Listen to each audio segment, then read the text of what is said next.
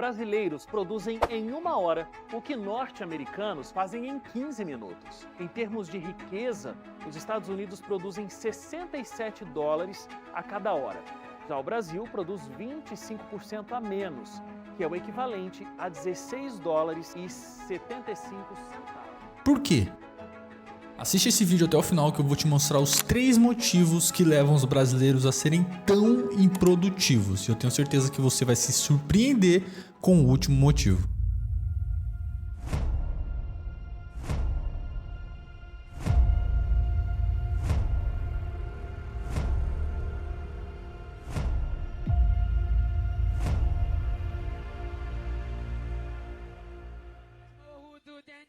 Também é terra de Deus. Vem Deus, DJ! Vamos lá! Para pa pa pa pa pa pa pa pa para.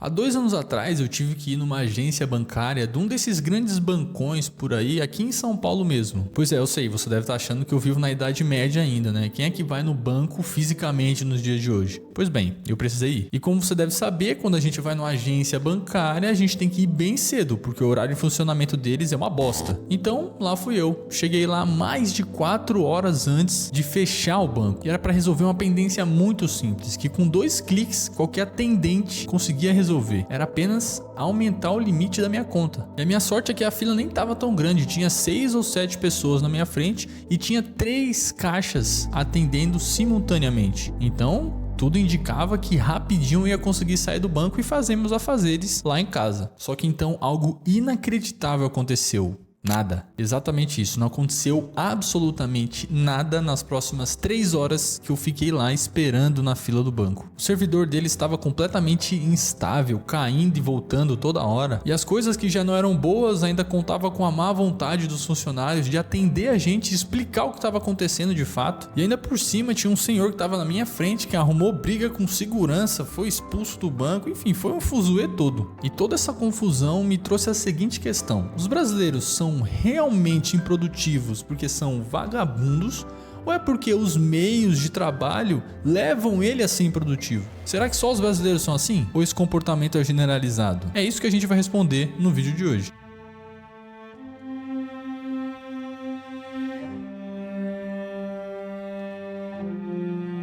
Agora eu vou pedir para você parar um pouco e olhar para o nosso redor. Todos os países vizinhos ao nosso são completamente retrógrados tecnologicamente. Parece que na divisão internacional do trabalho, para nós, sobrou ser o celeiro do mundo. Veja só, o principal produto de exportação brasileiro em relação ao PIB é o minério de ferro. O da Argentina é a soja. Na Bolívia, o gás natural. No Chile, o cobre. No Uruguai, a carne bovina. Pô, ninguém exporta nada tecnológico. Ninguém é referência em pesquisa e desenvolvimento. Ninguém possui nenhuma patente de avanço científico. Por quê? E a resposta pode estar onde você menos imagina: nos recursos naturais. Há uma teoria chamada a maldição dos recursos naturais, ou o paradoxo da abundância, que diz que as nações ricas em recursos naturais tendem a ter uma maior taxa de autoritarismo e conflitos internos, além de menores índices de instabilidade e também de crescimento econômico. Tudo isso em comparação com seus vizinhos que não têm tantos recursos naturais. Mas vamos lá, a culpa não é só dos recursos naturais. De acordo com o Instituto de Governança de Recursos Naturais, nos países pobres em recursos naturais, a população fiscaliza mais os gastos governamentais para saber quais são as destinações do dinheiro de taxas e impostos que estão cobrando sobre ela. Essa fiscalização em países ricos em recursos naturais é baixíssima, abrindo portas para a corrupção e o aumento desmedido dos salários públicos. Mas no caso do Brasil isso é um pouco estranho, porque a pesquisa diz que nos países ricos em recursos naturais a população ela é menos taxada em relação às empresas que exploram esses recursos. E essa não é a realidade nossa aqui no Brasil. Na América do Sul, o Brasil ele taxa em média 27,5% a renda dos trabalhadores, que fica atrás só da Argentina, que taxa 35%. E taxa em média 20% do consumo desses mesmos trabalhadores, ficando atrás apenas do Uruguai, que taxa 22% na média. E agora, qual é a culpa do governo nisso tudo? Será que é o governo o causador da maldição latina?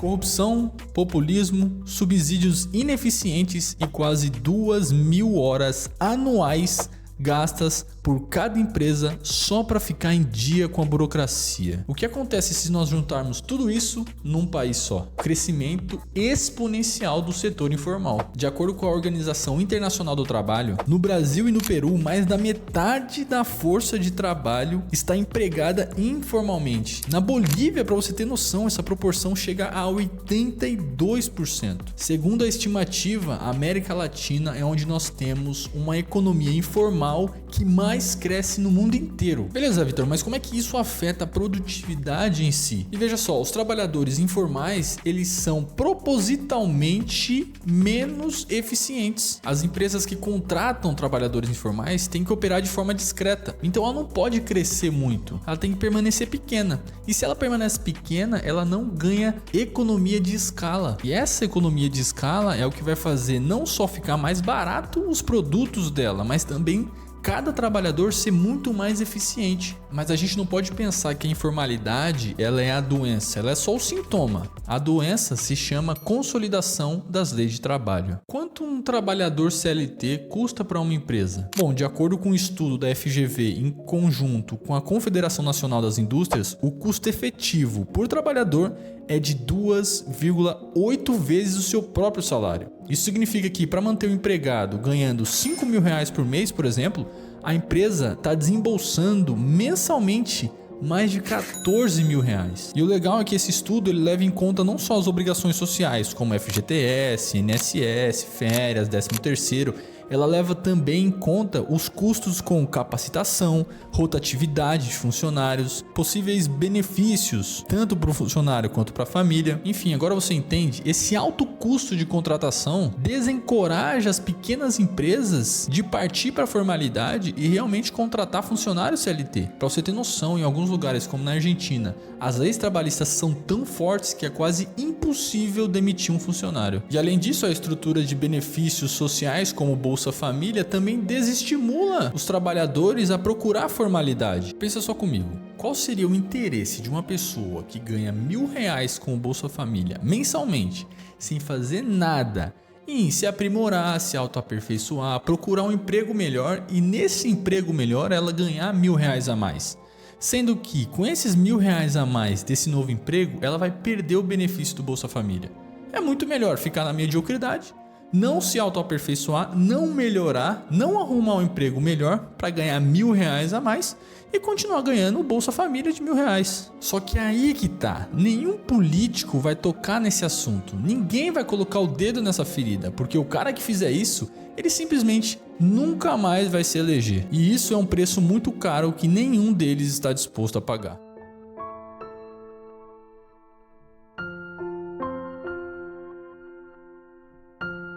Em 1962, a renda per capita da América Latina era 3 vezes maior do que da Ásia Oriental. Em 2012, ambas as regiões haviam alcançado o mesmo nível. Já em 2022, a renda da Ásia Oriental era aproximadamente 40% maior do que da América Latina. Qual que é a explicação disso? Educação. Desde o final da Segunda Guerra Mundial, a educação se tornou prioridade nos países asiáticos. Os governos de lá entenderam que era por meio da educação que eles iam construir um alicerce sólido para o desenvolvimento do seu próprio país. E é por isso que as maiores classificações no ranking do PISA, que mede a proficiência em leitura, matemática e ciências, é apenas uma consequência dos estímulos desses países asiáticos. Já no Brasil, menos da metade dos alunos de 15 anos conseguiu atingir uma nota mínima no PISA em leitura, matemática e ciências. A verdade é que nós somos um país que investe pouco em educação. Dentre todos os países da OCDE, nós estamos na frente apenas da África do Sul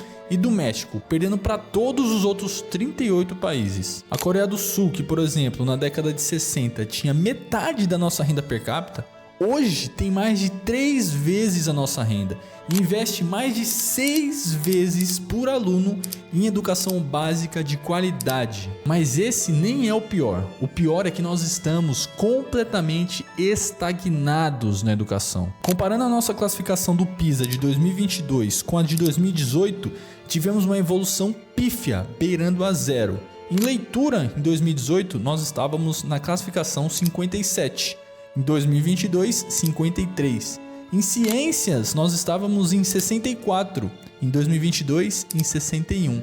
Em matemática, nós estávamos na posição 70 do ranking. Em 2022, em 65. É importante lembrar que o PISA, ele mede essas 3 habilidades entre 81 países, ou seja, a gente sempre tá lá na rabeira, entre os últimos. Pô, Vitor, mas o que a educação tem a ver com a baixa produtividade dos adultos? Absolutamente tudo. Como é que uma criança sem educação básica, que vai se tornar um jovem sem uma educação científica, e logo em seguida vai se tornar um adulto sem uma educação técnica, vai ter capacitação para realizar um trabalho minimamente complexo que os americanos fazem em 15 minutos? Não dá, esse adulto mal formado vai ter que fazer em 1 hora. Para você ter noção, o ano passado eu realizei um curso avançado de Excel e dentro da minha sala eu era um dos mais novos, né? Na época eu tinha 22 anos. Mas um dos alunos me chamou muito a atenção, e é claro que eu não vou revelar o nome dele aqui, mas ele me chamou a atenção principalmente com a sua dificuldade extrema no computador. E eu não estou falando de dificuldade em realizar as fórmulas complexas dentro do Excel. Era dificuldade realmente em informática básica. Inclusive, uma semana depois que começou o curso, o professor entendeu essa dificuldade que ele tinha e orientou ele a primeiro fazer um curso de informática básica e depois ir para o Excel. Só que o Excel nível 1, lá o iniciante, depois o intermediário e só então ele entrar na turma do avançado. Só que essa experiência, ela me trouxe uma realidade muito perturbadora. Existem muitos brasileiros adultos que nem mesmo sabem mexer no computador. E como é que nós vamos esperar que essas pessoas tenham habilidade suficiente para lidar com os recursos que são cada vez mais tecnológicos e sofisticados? Não dá. É praticamente impossível. Mas ao mesmo tempo, nessa era que nós vivemos hoje da tecnologia da informação, todo o conhecimento do mundo está aí na palma da sua mão. Então só a educação e o desgoverno que nós temos aqui no Brasil ainda não responde porque nós somos tão improdutivos. Temos também o fator humano.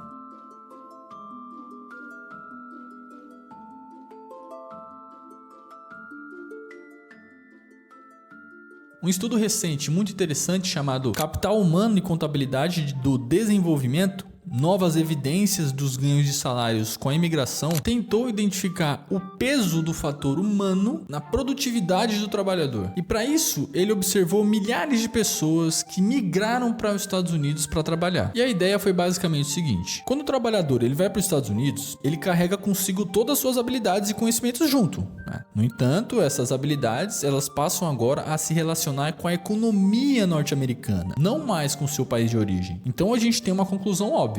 Se ao migrar para os Estados Unidos ele aumentar muito o seu salário comparado ao que ele recebia antes, então a culpa era do país que ele estava antes. Agora, se ele migrar para os Estados Unidos e não aumentar tanto o seu salário, o fator humano pesa muito mais. E adivinha só o que aconteceu? O resultado da pesquisa foi que 50% da produtividade era devido ao fator humano. Ou seja, 50% da produtividade é explicada pelas suas habilidades cognitivas, as suas habilidades socioemocionais e pela sua motivação em se autoaperfeiçoar. E é aqui que tudo se conecta. Ambas habilidades cognitivas e socioemocionais são desenvolvidas através da educação. Então, se o brasileiro é preguiçoso e improdutivo, nós podemos afirmar com segurança que, no mínimo, 25% é culpa dele.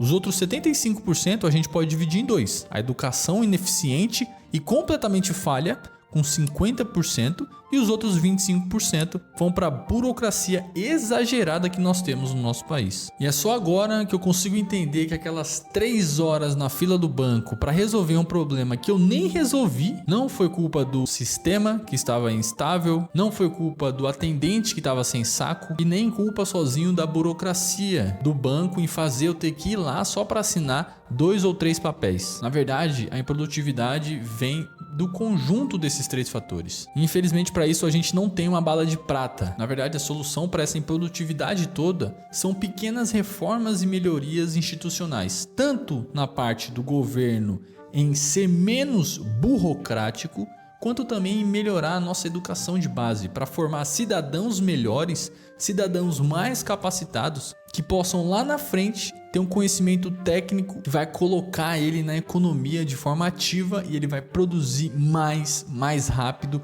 e bem melhor. Mas infelizmente para a classe política não tem nada de grandioso nisso. É muito melhor manter a população assim do jeito que está, que é mais fácil de manipular. E se você gostou desse vídeo, eu já vou falando para você clicar aqui embaixo em curtir, se inscreve no nosso canal, ativa as notificações, porque se você gostou desse vídeo, o próximo vai ser melhor ainda. Te vejo lá.